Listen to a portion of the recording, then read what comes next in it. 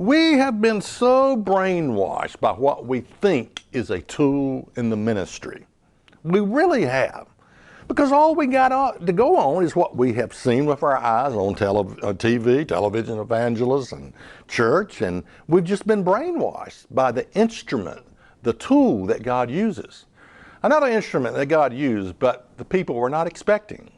John 2 and verse 14. And speaking of Jesus, and found in the temple those that sold oxen and sheep and doves and changers of money sitting. And when he had made a scourge of small cords, he drove them out of the temple and the sheep and the oxen and poured out the changers' money and overthrew the tables. You know, from the sinner's perspective, Christ was everything. He was the friends of sinners and harlots and tax collectors. He ate with sinners. But from the religious side of people, the religious people, Jesus was an instrument the Father could never use. Yeah, that's how they looked at him. This can't be anybody.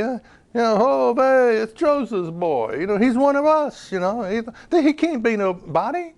And here he is. He breaks out a can of whip, you know what, and he's throwing people out of the temple. He's throwing people out of the church. Imagine walking up to a church and seeing people being thrown out the door, one at a time. And it's Jesus cleaning out the hypocrites.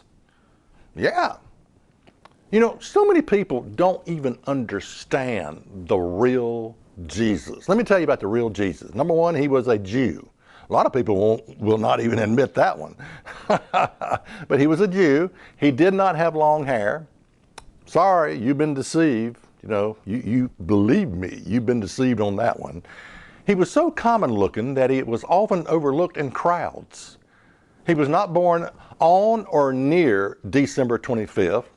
He owned his own home, paid taxes, had a large family with at least 6 brothers and sisters, was a personal friend of con artists, soldiers, fishermen, cheats, liars, thieves, politicians, religious leaders, and prostitutes. Was not crucified on a Good Friday, was not resurrected on an Easter Sunday morning, is alive today and is planning his return to this earth, and the countdown has already begun. Jesus, the real Jesus, turned water into wine. I think it was about 160 gallons of water he turned into wine. Sorry, Baptists. That's water into wine. Don't go there with your grape juice thing. They didn't say the king. The governor didn't say, well, he saved the best grape juice for last. No, it was wine. And a lot of people, I thought a lot more of Jesus if he hadn't turned that water into wine. Yeah, I hear you. Actually, Jesus probably drank a little of that wine. I mean, who turns water into wine and doesn't drink it?